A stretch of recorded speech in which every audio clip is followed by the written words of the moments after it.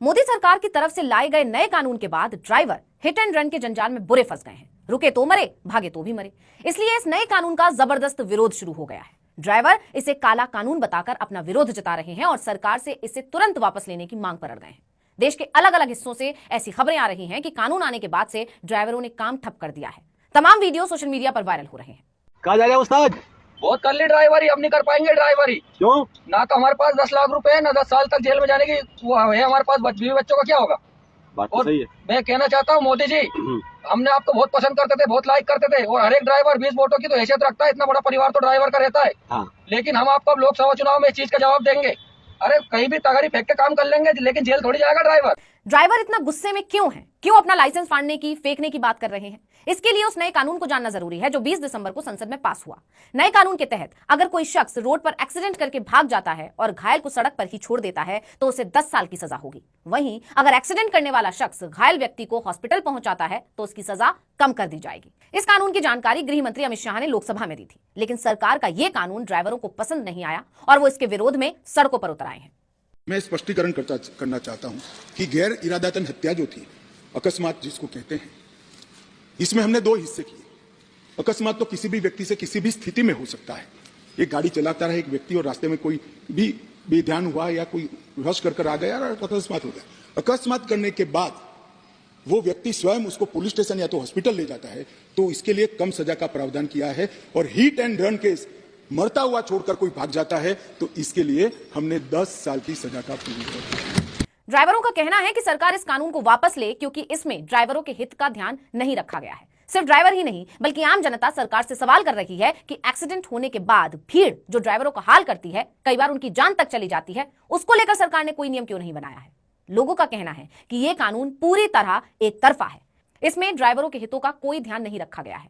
इसलिए ड्राइवर और उनके समर्थन में आए लोगों ने सरकार के इस कानून के खिलाफ मोर्चा खोल दिया है। सोशल मीडिया पर एक्सीडेंट कानून वापस लो नाम का हैशटैग ट्रेंड कर रहा है। जो ये देश में जो काला कानून पास हुआ है ड्राइवर और कंडक्टरों का, तो ये मलकापुर माल धक्के के ऊपर सब ड्राइवर कंडक्टरों ने सब कर दिया, कोई गाड़ी नहीं भर रहा है कि ये जल्द से जल्द ये सब ये काला कानून वापस ले जाए तो हम गाड़ी भरेंगे।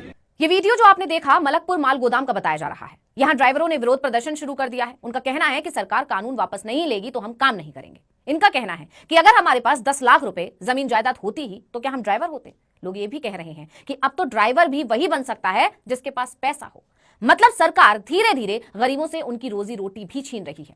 अब जरा सोचिए कि अगर देश भर के ट्रक ड्राइवरों, बस ड्राइवरों ने सरकार के इस कानून के खिलाफ हड़ताल कर दी तो, काम बंद कर दिया तो सब कुछ रुक जाएगा। यातायात ठप होगा तो देश कैसे चलेगा? कैसे सामान और माल इधर से उधर जाएगा? कैसे बच्चे स्कूल जाएंगे? बसों से अपने काम पर जाने वाले कैसे अपने काम पर जा पाएंगे? मतलब कि सरकार ने यह कानून लाकर देश को बड़े संकट में डाल दिया है।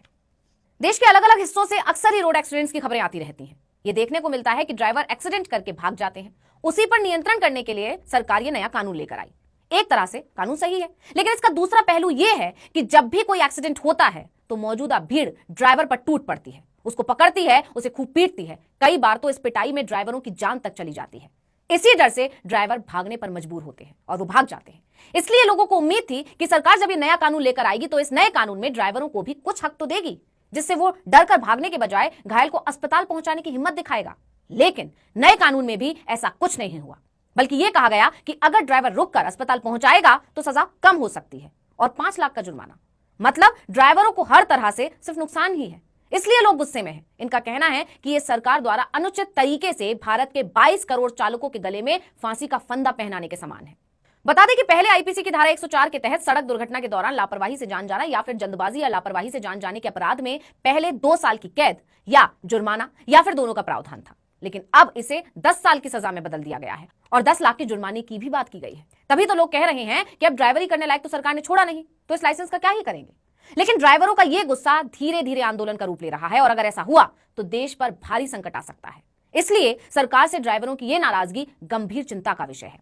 देखना होगा कि सरकार इस मामले को जल्दी सुलझाती है या फिर यह आंदोलन किसान आंदोलन से भी बड़ा रूप लेगा।